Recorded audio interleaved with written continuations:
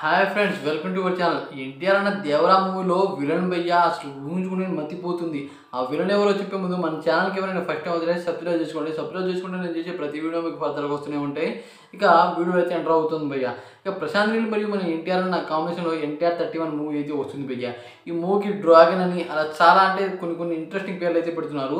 ఈ మూవీ అనమాట చాలా ఇంట్రెస్టింగ్ పోస్టర్ కూడా రిలీజ్ చేశారు, అన్నీ మనకు తెలుసు. అలాగే ఈ మూవీకి పూజ కూడా స్టార్ట్ చేశారు. అదే కాకుండా భయ్య దీంట్లో విలన్ అనమాట నెక్స్ట్ లెవెల్ విలన్ భయ్య. అతను ఒక హీరో అంటే తెలుసుగా, హీరోనే ఈ మూవీలో విలన్గా అయితే పెడుతున్నారు.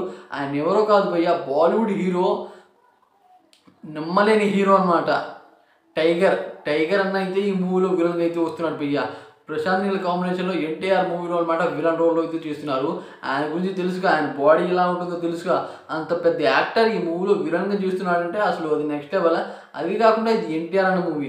ఎన్టీఆర్ అన్నకి కరెక్ట్ ధీట్గా ఉండే విలన్ అనమాట అతనే అని నాకైతే అనిపించింది. అదే కాకుండా భయ్య ఇప్పుడు రీసెంట్గా అనమాట దేవరా మూవీ అయితే రిలీజ్ అవుతుంది. దీంట్లో కూడా బాలీవుడ్ విలన్ అయితే పెడుతున్నారు, అది సైఫ్ అలీ ఖాన్ అనమాట.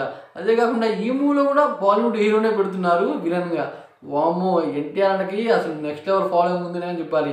ఎందుకంటే అంత పెద్ద హీరోలనే ఈయన కింద విలన్ కంటే విలన్ని ఎంత బాగా చూపిస్తే హీరోని అంతకన్నా డబల్గా అయితే చూపిస్తారు. ఇది మనకి అందరికీ తెలిసిందే. కానీ ఈ విషయంలో అనమాట ఇంత పెద్ద హీరోని ఈ మూవీలో విలన్గా పెడుతున్నారంటే అది మామూలు విషయం కాదు. ఆయన మామూలు హీరోనా, బాలీవుడ్లోనే టాప్ హీరో. అలాంటి హీరోని మరి ఎన్టీఆర్ అన్న కింద అయితే పెడుతున్నారంటే ఎన్టీఆర్ అన్న గురించి మీరు ఏమనుకున్నారో చెప్పండి ఫ్రెండ్స్. అదే కాకుండా ఎన్టీఆర్ అన్న ఇంత పెద్ద హీరో కనుకే అంత పెద్ద హీరో కనుకే తను మాత్రం ఎన్టీఆర్ అన్న కింద అయితే వస్తున్నాడు.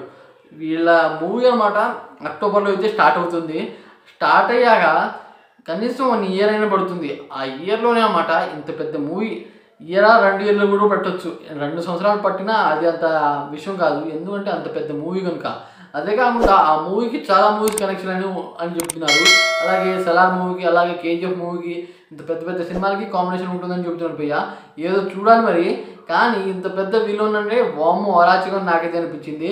ఇక ఈ విషయం గురించి మీరేమన్నారో కామెంట్ చేయండి ఫ్రెండ్స్. అలాగే ఈ వీడియో మీకు నచ్చినట్టయితే లైక్ చేయండి, షేర్ చేయండి, సబ్స్క్రైబ్ చేసుకోండి. Thanks for watching friends.